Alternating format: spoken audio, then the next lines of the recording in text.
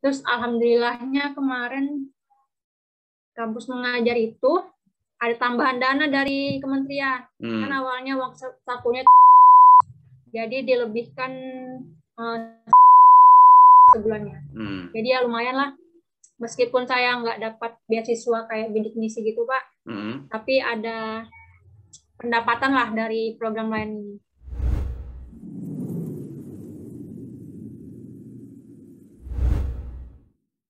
Oke, ketemu lagi dengan Setiabudi Channel. Hari ini kita akan bertemu dan bersahabat dengan Mbak Tasya dari Universitas Mula Warman. Ya, beliau juga salah satu mahasiswa yang aktif ya. Yang nanti kita ingin dapat insight apa sih, kenapa sih, terus harus apa sih.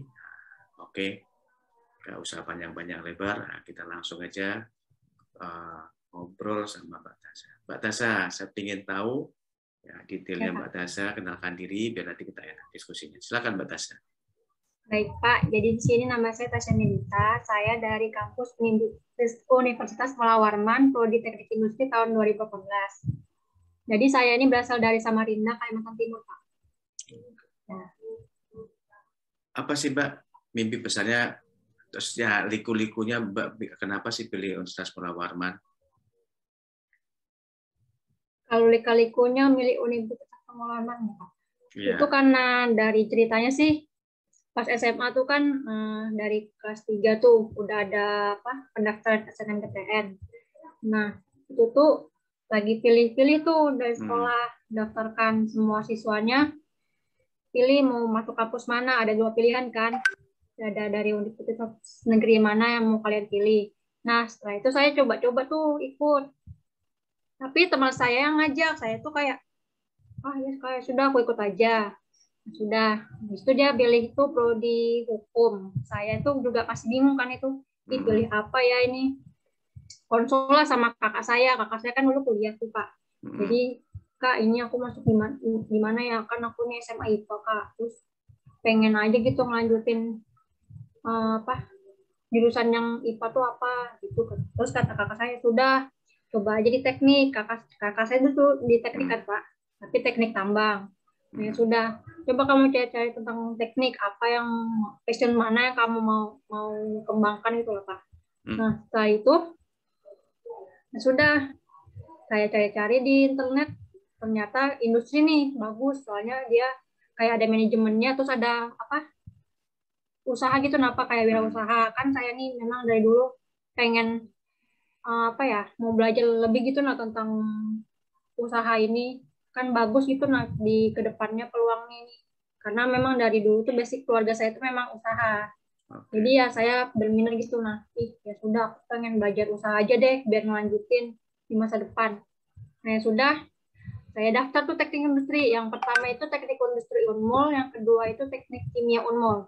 Kenapa saya nggak pilih di luar? Karena memang nggak direstui sama keluarga. Kan saya bilang, iya aku pengen ya Kak di luar gitu, kayak mau belajar gitu mandiri. Jadi selama ini kan saya di dalam Samarinda terus ya, nggak pernah keluar. Tapi kakak saya bilang, sini aja dulu, soalnya biaya juga kan, takutnya gimana nanti susah ke depannya. Sudah, saya coba aja dulu di Unmul kan. Akhirnya pas SNMPTN itu kan di ranking tuh Pak, satu sekolah. Nah, saya nih tiba-tiba kepilih gitu masuk di ranking, kan kayak di ranking gitu urutannya. Nah, saya tuh masuk di 20 besar gitu di satu sekolah itu. Nah, teman saya ini nggak masuk, jadi saya yang masuk. Jadi saya kayak, aduh kok aku masuk ya? Perasaan saya ini nggak niat banget gitu, nggak terlalu berharap kan. Udah ada persiapan juga sih mau ikut SBMPTN, soalnya SNMPTN ini setahu saya tuh cuma dikit gitu loh Pak yang masuk. Ya, terbatas gitu ya. Iya, terbatas. Nah, jadi langsung speechless gitu kan. Ya, aku masuk gitu. Udah. Dari situ saya sudah masuk di teknik industri. Teknik industri Unmul tahun 2018. Oke, apa yang dirasakan waktu masuk teknik industri? Sesuai nggak ekspektasinya masuk Universitas Mula Warman, jurusannya teknik industri, sesuai nggak? Kayak gini? Awalnya tuh kan Pak, saya tuh kayak bangga gitu Pak, SNMPTN masuk di teknik industri yang nggak semua orang tuh bisa gitu loh masuk dalam lomba terbatas. Apalagi kan saya tuh pas SMA cuma apa ya, SMA cuma ikut OSIS, nggak pernah ranking juga, pernah sih ranking tapi 10 besar aja gitu, nggak sampai 2-3 besar. Terus ya udah jadi kayak bangga. Terus pas kelulusan itu yang SNMPTN itu dipanggil Pak ke depan panggung, kan lagi ada perpisahan. Jadi nggak nyangka juga yang lolos SNMPTN tuh dipanggil ke depan panggung kan. Jadi ya bangga aja gitu bisa masuk ke depan, ke maju ke depan panggung, terus bawa orang tua juga, mama saya juga kan. Jadi kayak bangga gitu loh Pak. Nah, bisa maju bisa masuk ke dalam daftar SNMPTN itu. Nah, terus pas awal masuk kuliah teknik industri itu semester 1 kayak stres banget Pak, memang jujur saya stres betul. Soalnya kan masa transisi dari SMA ke sekolah, SMA ke kuliah itu kan memang beda Pak. Saya kaget juga. Di SMA ini saya santai-santai aja, tugasnya nggak terlalu berat, nggak sampai begadangan.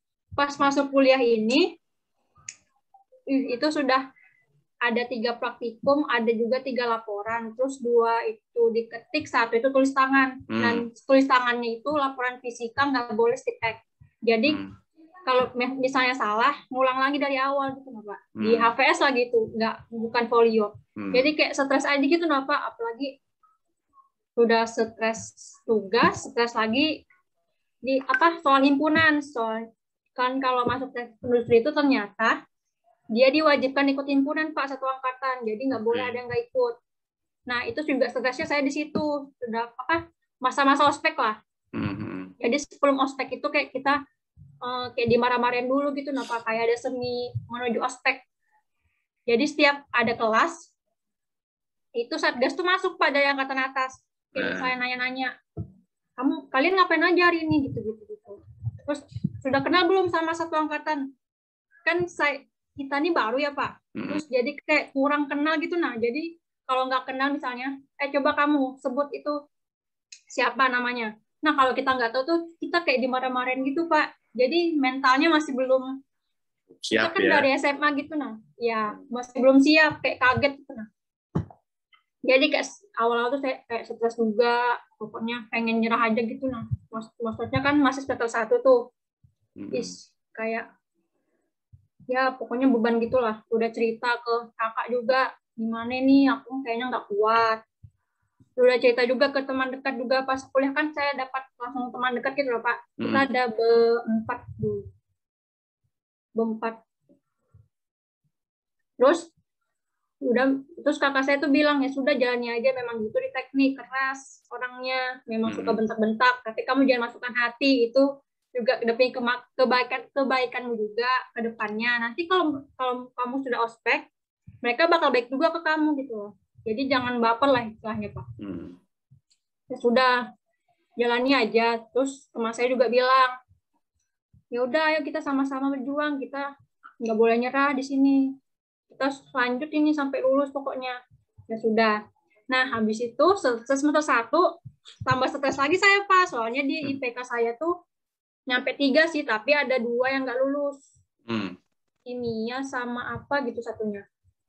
Pokoknya situ sebenarnya saya D, tapi alhamdulillahnya masih IPK 3. Itu sudah saya stres banget pokoknya. Ya, tapi masih semangati itu, sudah lanjut aja nanti ikut di semester pendek. Semester pendek itu kayak kita ngulang pelajaran itu Pak yang nggak lulus, tapi di waktu liburan. Jadi kayak lagi masa liburan kita ikut semester pendek kayak kuliah lagi gitu. Nah sudah akhirnya sampai semester 2 masih aman. Nah semester 3 ini juga stres lagi, tapi nggak separah semester 1 sih. Maksudnya banyak praktikumnya, tapi masih bisa dikontrol lah. Kayak ya sudahlah, nggak apa-apa. Semester 3 sudah masih amannya sih Pak.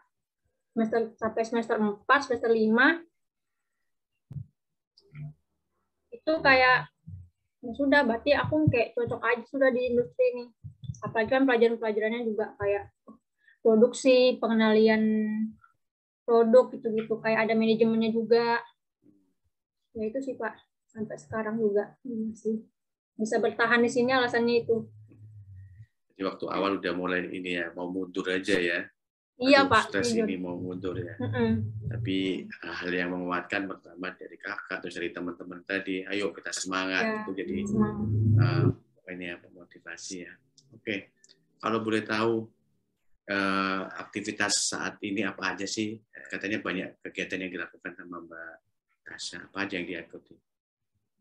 Kalau sekarang itu, nah saya ini sekarang lagi disibukkan dengan semester 7 tuh lagi pusing-pusing skripsi Pak. Skripsi, lagi nyari topik, nyari permasalahan, pokoknya gitu-gitulah buat skripsi.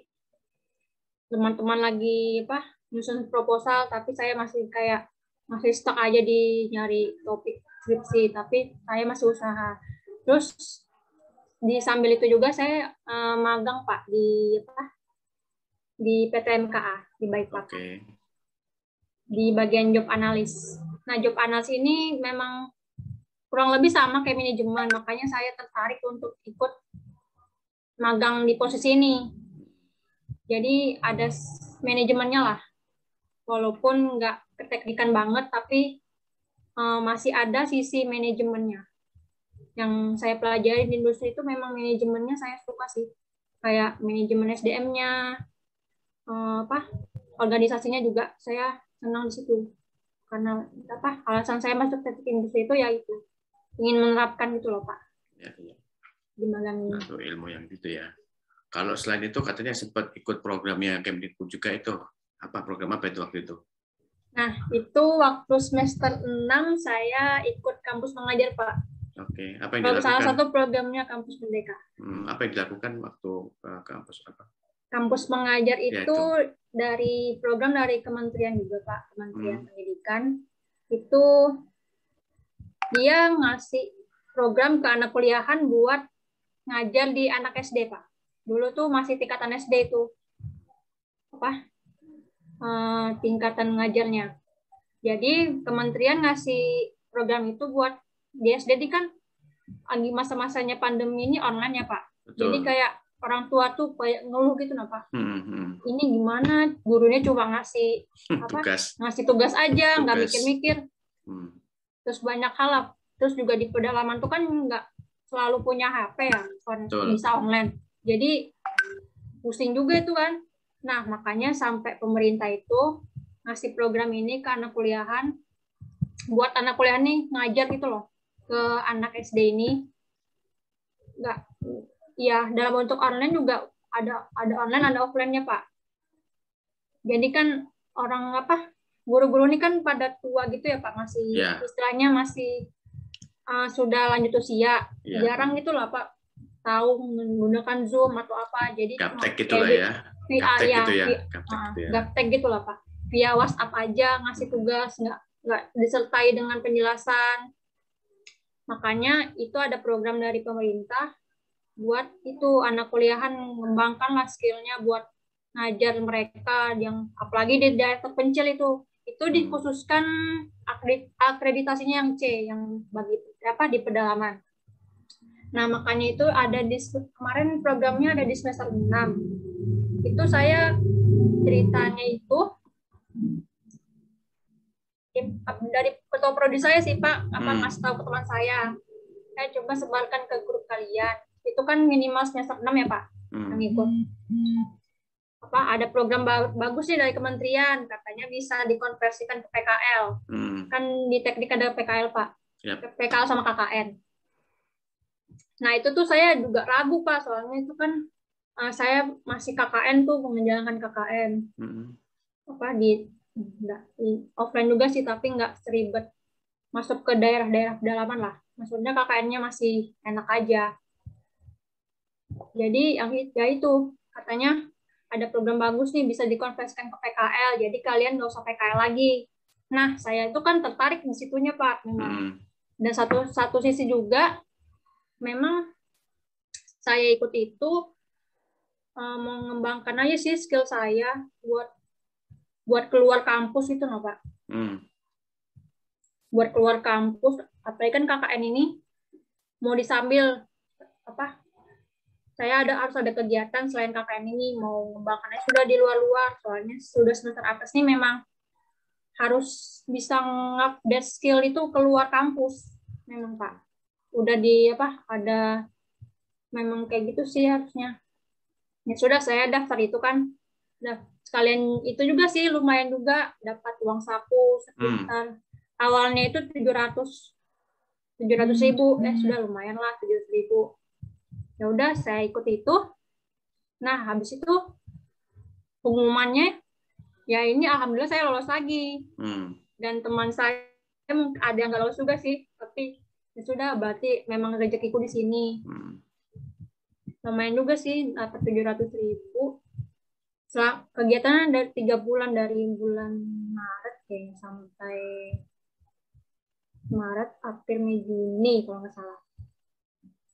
Sudah, pas berjalannya itu saya ngajar itu di SD 017 di Samarinda, di Sepaja. Pokoknya di situ sekolahnya pedalaman banget, akreditasinya masih C. Pas datang sana itu memang koneksi internet tuh nggak ada Pak. Jadi pas sampai ke sana, Telkomsel itu nggak ada sama sekali. Yang ada itu cuma jaringan Indosat. Itu cuma dikit, cuma 2 gitu nah Pak. Jadi kayak ya Allah. Tapi sekolahnya udah bagus sih Pak. Pas saya ke sana sama teman-teman, itu kan ada kelompok, ada 7 orang kalau nggak salah. Ada di teknik 2, yang lainnya di FKIP, di perguruan. Perguruan ya. Ya, awal-awal sih kayak, ini kan kok banyak yang FKIP ya, tapi kok saya di teknik ngambil ke sini, tapi ya udahlah nggak apa-apa, namanya cari pengalaman kan Pak. Ya udah, sampailah di sana, memang bagus di sekolahnya Pak. Cuma ya itu internetnya aja memang nggak ada. Terus juga di kelas-kelas tuh masih berdebu, kan masih online itu sekolahnya. Ya sudah, pas sampai sana kota box sekolahnya kenalan gitu, kenalkan diri, ada apa tujuannya ke sini. Ya sudah, kami sampaikan baik-baik aja ya, mau ngajar di sini dari program Kemendikbud, ada mau ngajar ke anak SD buat bantu mereka lah dalam belajar ini di masa pandemi sekarang ini kan online nggak tapi efektif gitu Pak. Ya udah, selama 3 bulan itu ikut aja kegiatannya. Jadi dari kami juga ada program secara offline gitu Pak ngajarnya. Kelas 2 atau kelas 3 gitu. Oh ya, sama saya kan pegang kelas 6. Memang saya usulkan gitu, nah kalau ini mereka kelas 6 nih Bu, ke wali kelasnya kan, namanya Bu Kisni. Ini udah kelas 6 nih Bu, coba ada baiknya ujiannya itu secara offline aja di sekolah. Tapi sebelum itu ada pembelajarannya dulu Bu, kayak semi ujian gitu lah Pak. Ujian sekolah kan mereka nggak ada untuk, jadi pakainya ujian sekolah. Ya udah, akhirnya saya ngajar itu mereka yang waktu semi ujian sekolah. Ya, itu bermacam-macam sih ketemu anaknya, ada yang nggak bisa dibilangin, ada yang nurut, ada yang masih, saya nggak nyangkanya itu sudah kelas 6 tapi belum bisa baca gitu Pak. Jadi pas saya datang kelas 6. Iya, kelas 6 belum bisa baca. Jadi kan mereka kayak ngerjakan soal itu Pak, latihan soal. Terus saya datangin itu satu orang cewek pokoknya. Kok dia diam aja ya ngamati soal ini? Kenapa kamu diam aja? Saya bilang, baru temannya nyeletuk. Itu nggak bisa baca Kak, nggak bisa ngitung juga. Baru saya kaget kan, nah, saya bilang, oh kamu nggak bisa baca Kak? Baru dia bilang, iya saya belum bisa terlalu baca. Nah saya bilang ke ibu wali kelasnya, Bu ini emang dia ini belum bisa baca Kak Bu? Baru kata Bu isinya, oh iya soalnya itu dia pindahan dari Sulawesi, dari kampung pedalaman juga, dari kelas 4 dia pindah, memang belum bisa baca.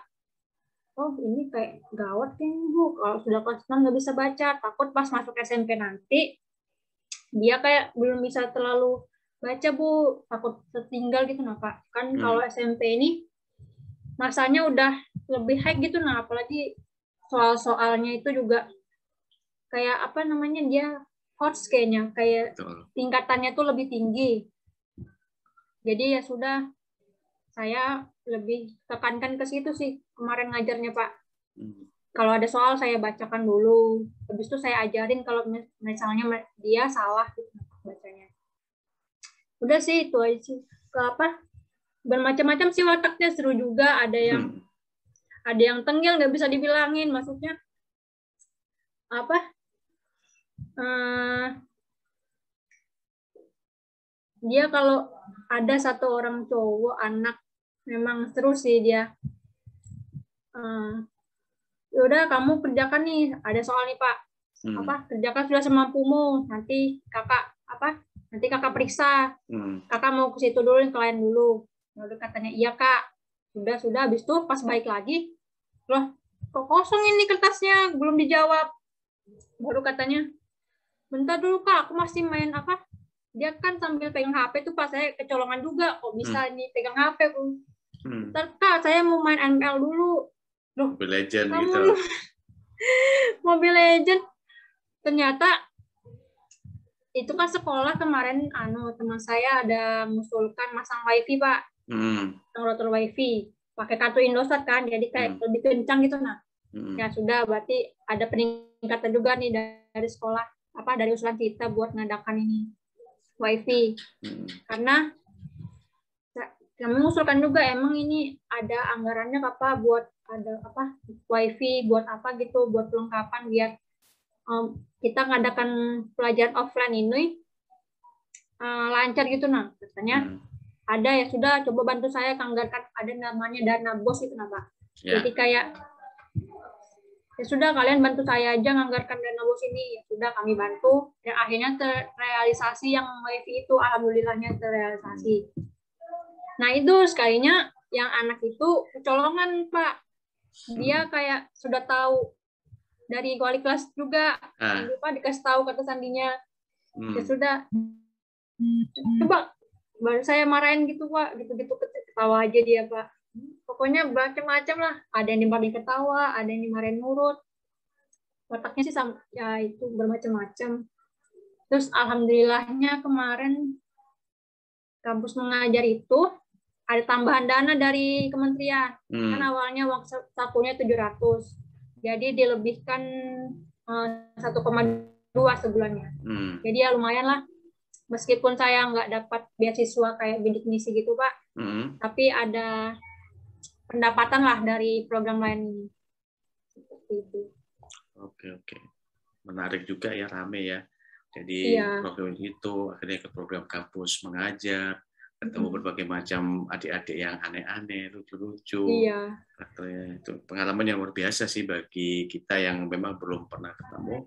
Saya dulu ikut kelas inspirasi, sempat ngisi di anak SD di pedalaman, bukan di Kilo 15 Balikpapan, itu kita sharing.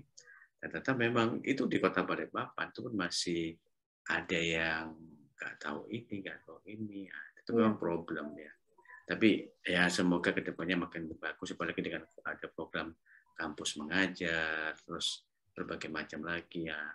Salah satu juga kampus Merdeka dengan program magang bersertifikat atau magang studi independen bersertifikat MSIP, ini kan salah satu juga program. Nah, kalau nggak salah juga Pak Tasya kan ikut program magang MSB ini dan masuk di PT Berdemokrasi Abadi ya. Nah, itu gimana Mbak waktu Mbak bisa tahu program ini, terus apa yang diharapkan, apa mimpinya, kalau boleh tahu gimana itu proses pertamanya? Prosesnya itu ini lanjutan dari kampus mengajar Pak. Nah, kampus mengajar kan dijanjikannya itu PKL Pak, dikonversi ke PKL kan, SKS-nya itu. Nah, ternyata dari ketua prodi ini kayak nge-PHP-in Pak, ternyata nggak bisa dikonversi. Oh gitu. Itu iya. Jadi mau nggak mau kita nih kayak nggak ada kejelasan kan, udah. Itu pas transisi dari semester 6 ke 7 itu memang waktu-waktunya PKL kan Pak. Udah selesai KKN, lanjut lagi PKL. Jadi kayak kita itu, yang ada juga sih teman saya yang ikut kampus mengajar, bingung juga, ini kok nggak dikonversi ya, nggak ada kabar ya, ibunya tuh juga dihubungi juga nggak bisa, cuma dirit aja. Ya sudahlah, kita nyerah aja nyari PKL. cepat PKL. Ya udah usah berharap lagi kita nungguin ini, soalnya pasti nggak ada, takutnya nggak dikonversi kan sayang. Udah liburan ini kita nggak laksanakan PKL biar cepat lulus juga kan syaratnya. Ya sudah, habis itu saya nyari PKL di perusahaan-perusahaan di Samarinda itu ada di mana? Perusahaan di Lojanan atau di mana gitu. Pokoknya perusahaan-perusahaan kayak Askrindo, CKB gitu. Memang pas ke sana itu lagi tutup.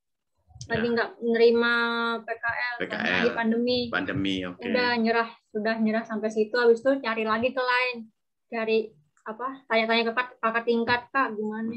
Dulu pas PKL di mana? Terus ada yang nyarankan juga cobain di Dinas Perindustrian Koperasi dan UKM di Kaltim atau kota. Nah, sudah habis itu dalam hati, tapi bukan perusahaan lah ya. Tapi nggak apa-apa lah, daripada nggak dapat kan. Bisa cari pengalamannya di lain gitu, Pak, kalau mau masuk perusahaan. Sudahlah, untuk PKL ini sementara di dinas saja dulu, walaupun pengalamannya kurang gitu, Pak. Yeah. Kan di dinas itu mikirnya pertama memang kayak gitu. Ini pasti akan gabut juga sih sedikit ini. Soalnya pasti administrasi aja yang diurus. Kalau nggak bisa kayak neliti gitu, nah. Sudah, habis itu coba-coba ke PKL di dinas itu, akhirnya bisa PKL di sana. Ya sudah, selama 1 bulan dari Agustus sampai September. Agustus sampai September. Dari 1 Juli sampai 1 Agustus, 13 Agustus, soalnya kan 1 bulan 13 hari masa kerjanya. Ya udah, selama 1 bulan 13 hari itu saya di sana. Ya itu sesuai aja, memang ngurus administrasi aja sih, tapi memang ribet. Apalagi kan saya di bagian perdagangan di luar negeri. Jadi kayak ngurus-ngurus ekspor, keuangan ekspor, surat-surat dari perusahaan yang melakukan ekspor gitu-gitu, Pak. Jadi kan setiap perusahaan itu ternyata kalau mau melakukan ekspor, dia harus ngurus namanya SKA, surat keterangan asal. Jadi kayak produk mereka ini kayak ada asalnya gitu, nah, agar produk yang dari dalam negeri pas sampai ke luar negeri itu bebas pajak. Makanya harus diurus namanya SKA, surat keterangan asal. Nah, memang di situ sih ribetnya kemarin itu, kayak ngurus-ngurus input ngapa, tapi dalam administrasi aja mereka itu sibuknya. Jadi kayak untuk meneliti itu kurang, tapi nggak apa-apa, namanya cari pengalaman.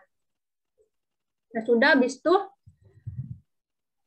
ada pengumuman lagi, pembukaan itu Kampus Merdeka untuk magang. Itu saya iseng-iseng pas jam istirahat PKL kan buka-buka laptop. Terus kayak ada info, ada pendaftaran baru buat magang. Dalam hati saya, ini kayaknya seru deh. Melanjutkan dari kampus mengajar kemarin kan, lumayan nih 1,2. Terus ada lagi dibuka pendaftaran magang. Nah, saya kayak cari itu, apa benefitnya gitu-gitu kan. Oh, ternyata ada uang saku juga di sini. Terus ada sertifikat juga kalau sudah lulus, tapi masa waktunya 6 bulan. Oh, ya sudah, nggak apa-apa. Terus saya cari-cari, buka linknya. Linknya sama ya sih sama kampus mengajar kemarin kan, satu ikatan. Oh, ternyata dia programnya banyak, ada desa tematik juga, terus kampus mengajar kedua, sama magang. Nah, tapi awalnya tuh memang saya mau ikut kampus mengajar 2, tapi saya cari tahu lagi, oh ternyata kalau udah ikut kampus mengajar 1, nggak boleh lagi ikut kampus mengajar 2, bisanya di program lain, seperti magang, desa tematik, sama apa lagi itu satunya, pokoknya lupa. Ya udah, saya cari tahu lagi yang magang ini kan. Oh ya sudah, saya pas buka list perusahaannya, nyari di Samarinda, yang keywordnya Samarinda. Kok nggak ada ya ini sesuai. Nggak nemu. Iya, nggak nemu. Akhirnya coba di luar yang online. Ada apa ya yang online di luar itu, ada Pancasila kalau nggak salah, sama itu perusahaan map. Map tuh kayak retail gitu Pak, Ya, tapi kayak Matahari. terkenal. Kayak punya Ya, Matahari. kayak ngebawahin Matahari gitu. Iya. Gitu. Sama apa, pokoknya banyak saya daftar coba-coba. Salah satunya itu juga habis saya cari di luar, saya cari lagi yang keywordnya Balikpapan. Pas nemu ada namanya PT Media Kreasi Abadi di Balikpapan. Pas saya buka itu, tapi kok ini desain semua ya? Saya kayak kurang passion aja di desain ini. Kok banyak desain UX, ada data scientist. Pas saya scroll lagi ke bawah, ada yang namanya job analyst. Saya baca itu kan deskripsinya. Oh, ini ada manajemennya. Terus ada manajemen organisasi, SDM sama apa, pokoknya nyantol aja lah. Oh, ini bisa nih sedikit yang masuk di industri, soalnya ada industri ekonomi kreatifnya juga kan. Oh, kayaknya bisa sih masuk ke sini. Ya udah, saya daftar itu, coba-coba. Pas udah daftar semua, pertengahan bulan Juli ke Agustus itu, pertengahan Juli lah, nggak ada kabar nih yang dari luar, yang kayak MAP sama Pancasila, pokoknya yang lain-lain kok nggak ada kabar lagi ya. Ini sudah mau berapa hari penutupan. Ya udahlah. Nah, pas sudah saya di rumah ngecek, ternyata dapat email dari PT Media Kreasi Abadi buat nge-zoom bareng interview gitu. Nah, di email itu saya baru ngecek, astaga, kok aku nggak buka email ya? Soalnya HP saya tuh kan kalau email tuh jarang masuk Pak, kadang-kadang aja. Nah, pas saya sampai rumah, astaga, ternyata tadi siang itu ada interview ya. Baru kayak nyesal juga kan, kenapa juga aku nggak buka. Soalnya itu juga pas lagi sibuk-sibuknya PKL Pak, lagi ngurus administrasi yang surat luar negeri itu. Ada penjelasan juga sih, ya sudah, mungkin rezekiku bukan di sini, bukan di Balikpapan. Sudah, habis itu lama-lama udah pesimis gitu loh Pak. Ya udahlah, kalau nggak diterima di lain juga nggak apa-apa. Berarti aku memang difokuskan buat kuliah aja. Apalagi kan ada teman yang lolos tuh, yang studi independen di Andromedia kalau nggak salah. Sama ada magang juga di Braukol. Ada kakak tingkat juga ikut Braukol. Itu kayak, mereka pada diterima. Aku belum ada kabar ya sampai sekarang. Gitu. Nah, habis itu nggak lama pas hari Minggu, ingat betul saya hari Minggu itu ada dari PTMKA nih nge-WA buat nge-zoom bareng buat interview. Ada kesempatan nih ternyata, alhamdulillah, betul, saya tuh bersyukur banget. Dikasih kesempatan buat interview ulang, kan kemarin nggak jadi interview tuh. Baru sekarang itu ada interview di chat, Zoom jam 11 kalau nggak salah. Pokoknya itu saya langsung cepat-cepat gitu loh buat interview. Ya sudah, pas interview itu kayak ada kemungkinan besar itu diterima. Jadi kayaknya alhamdulillah kayak aku kayaknya diterima deh. Sudah, habis itu pas besoknya pengumuman masuk di PT MKA. Itu sudah bersyukur banget. Soalnya bisa ikut magang inilah. Mimpi terbesar juga sih, habis maksudnya mau melanjutkan dari kampus pengajar nih kan, mau ada update skill lagi di tempat lain. Jadi mimpi terbesar yaitu bisa ngupdate skill di tempat magang ini, sama bisa ngasih bantu ekonomi keluarga juga sih, kan dari kampus pengajar kemarin dapat itu benefit uang saku. Nah, pas di magang ini alhamdulillahnya ada uang sakunya juga, jadi bisa melanjutkan gitu, membantu ekonomi keluarga. Itu sih Pak mimpi terbesarnya bisa dicapai. Alhamdulillah banget. Oke, mantap ya. Perjuangan Mbak Tasya dengan berbagai macam yang dilalui ya. Likunya lumayan menarik ya. Tadi waktu PKL nggak dapat lokasi, akhirnya dapat di dinas, terus juga ketemu di bagian perdagangan, belajar hal baru ya dengan risiko-risiko yang dihadapi. Terus waktu ikut daftar di kampus Merdeka, dapat email nggak kebaca dan lain sebagainya. Iya, Pak. Menarik ya, itu yang saya lihat. Satu kunci bagi saya itu Mbak Tasya, orangnya mau berjuang dalam arti saya harus bisa ini meskipun dengan berbagai macam halangan yang dialami ya, tapi tetap yakin bahwa saya bisa dan lain sebagainya. Itu yang jadi pemicu bahwa apapun yang kita lakukan kalau kita yakin dimudahkan gitu ya, kita itu bisa dimudahkan. Perjuangan ke situ sangat menarik. Kalau boleh tahu Mbak, ya kira-kira mimpi besarnya apa sih kalau setelah lulus nanti atau setelah magang ini kan lulus juga skripsinya, apa mimpi besarnya yang Mbak Tasya harapkan atau gaungkan? Aku lulus mau jadi ini, mau ini, apa Mbak Tasya? Dari dulu sih kemauan saya tuh nggak muluk-muluk Pak, pokoknya bisa bahagiakan keluarga lah, intinya orang tua saya. Apalagi kan satu hal yang nggak bisa saya capai itu ngebahagiakan kedua orang tua, karena bapak saya udah keduluan dipanggil Pak sama Allah, udah meninggal gitu Pak. Jadi itu sih harapan saya, mau ngebahagiakan orang tua, khususnya ibu saya yang tinggal satu-satunya ini. Memang dari dulu sih ngebahagiakan keluarga orang tua, terus dari dulu sih memang punya mimpi gimana caranya buat aku bisa ngebahagiakan orang tuaku, apalagi sudah sisa ibu saya aja. Dari dulu kan memang saya itu nggak ada kepikiran juga mau kuliah, mau jadi apa, mau jadi dokter gitu-gitu, nggak ada. Intinya cuma satu aja, orang tua tuh bangga sama bahagia udah ngelahirin aku gitu Pak. Karena dulu tuh saya juga kuliah nggak terpikirkan sih, maksudnya mau pengen kerja aja ngebahagiain orang tua, maksudnya ada gaji gitu kan, pokoknya orang tua aja dulu yang diutamakan, sama kakak-kakak juga kan mau ngebahas budi mereka yang udah ngerawat aku sampai saat ini, ngebantu ibu saya yang ngerawat saya sampai saat ini, kayak bantu-bantu kuliah saya, keuangan saya, ngebiayain hidup saya gitu. Kalau mau jalan-jalan kan itu kakak bisa bantu, sering bantu. Nah, gimana caranya saya nih buat kebalas budi mereka gitu Pak.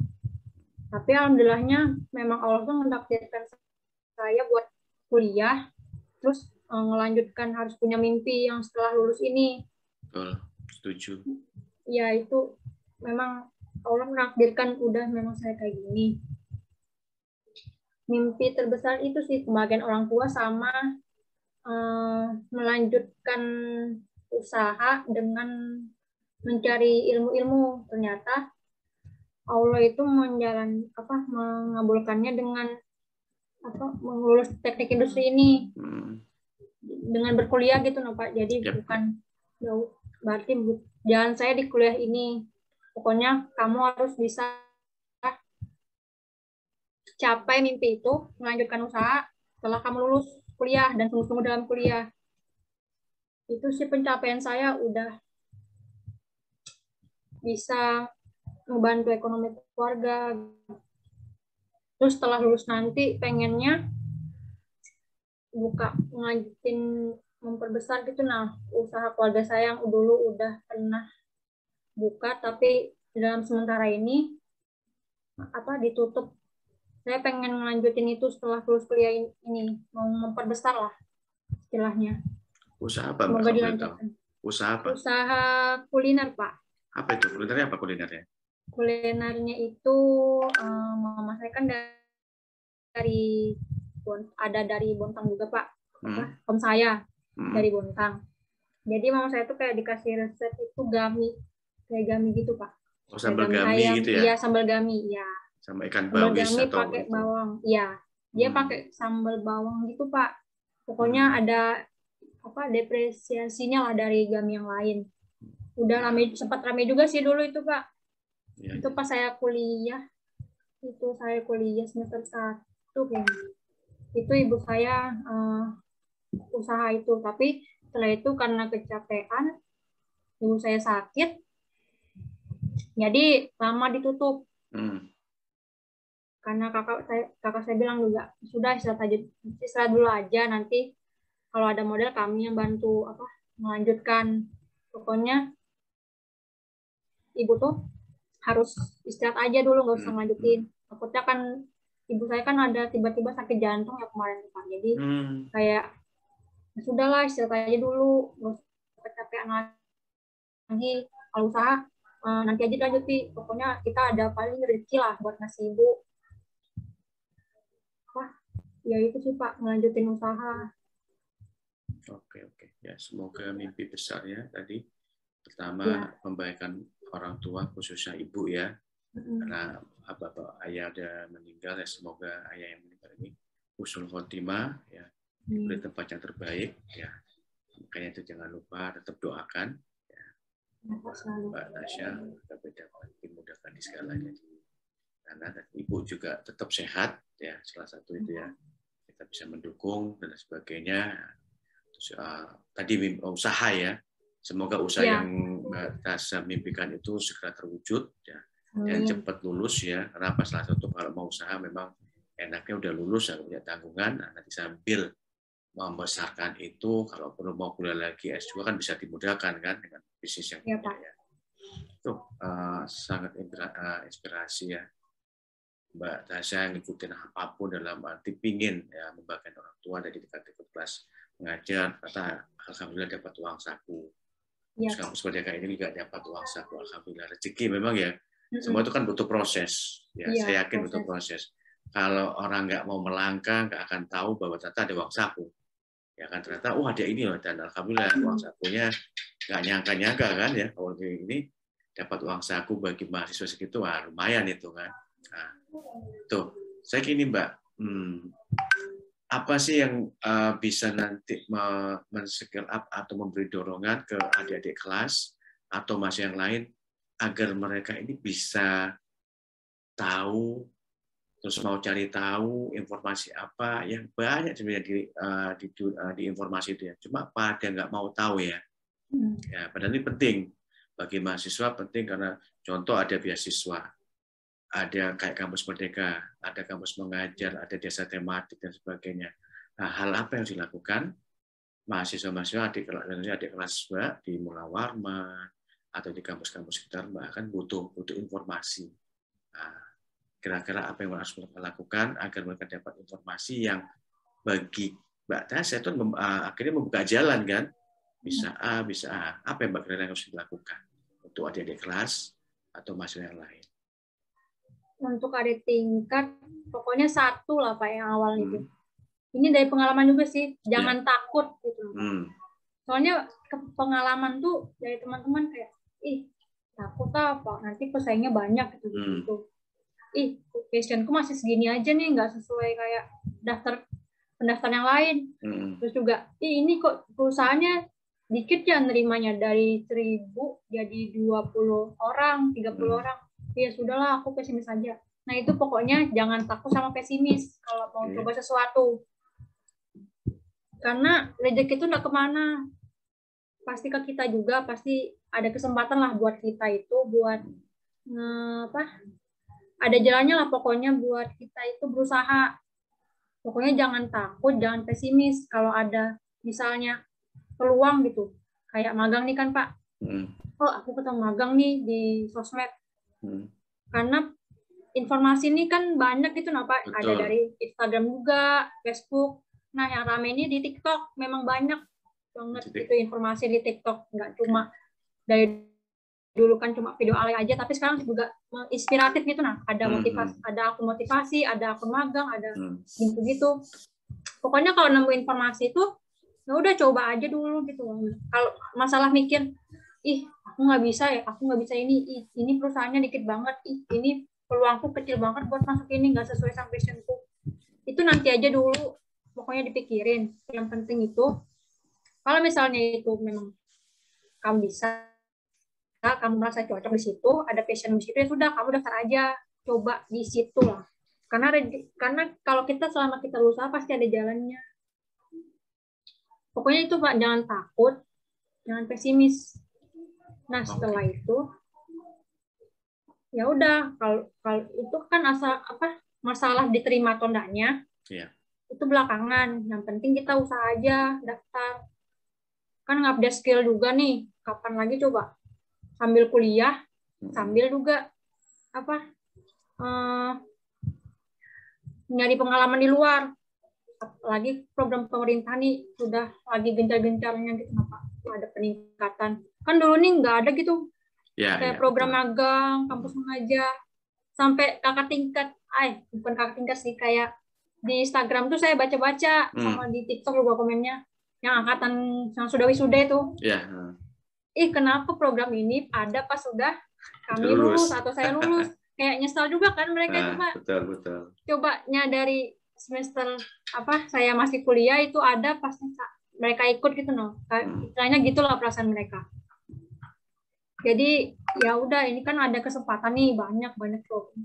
Di masa depan pasti ada peningkatan dari program pemerintah ini. Pokoknya bagus banget buat diikutin sebelum menyesal lah intinya. Kayak mereka itu kan yang udah wisuda malah nyesal nggak ikut kampus, nyesal lulus duluan mungkin itu anggapannya. Udah lulus malah nyesal ya, kenapa nggak ikut ini ya gitu ya. Iya kan masa sekarang nih nyari kerja tuh susah ya Pak. Jadi kayak butuh pengalaman gitu. Dari juga sih cerita yang udah lulus juga, sekarang nih lagi memang tahapnya dunia sebenarnya lah, fakta sebenarnya, kehidupan sebenarnya lah habis lulus ini. Soalnya udah terlepas dari kuliah, malah nyari kerja.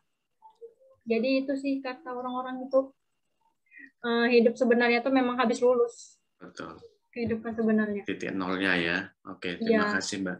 Jadi dapat insight-nya. Jadi jangan takut lah. Jangan takut, coba aja. Nanti masalah keterima enggaknya yang penting coba. Jangan ada Yang penting itu kan nanti kita berusaha dulu, ikhtiar dulu sebanyak-banyaknya, masalah hasil kita serahkan. Kan gitu bahasanya ya. Terus jangan nanti lihat ospeknya tinggi ya. Oke, setuju. Bahwa apa yang kita lakukan tuh sebenarnya kayak orang nabung. Ya, mau nabung berapapun, tabung aja. Nanti masalah hasilnya kan akan dilihat. Kalau kita sering nabung, otomatis makin cepat kan. Kalau kita nabungnya seminggu sekali, ya dapat aja segitu. Ya, sama. Itu yang harus kita lakukan, teman-teman. Nah, kita dapat insight banyak hari ini dari Mbak Tasya. Nah, beliau juga selain aktif di kegiatan yang lain-lain, nah, dia juga termasuk berjuang ya, atau membantu keluarganya. Ya, jadi uang yang aku dapatkan bukan untuk foya-foya ya, tapi untuk membantu perekonomian di keluarganya. Dan kami dukung dan kami sangat support hal ini.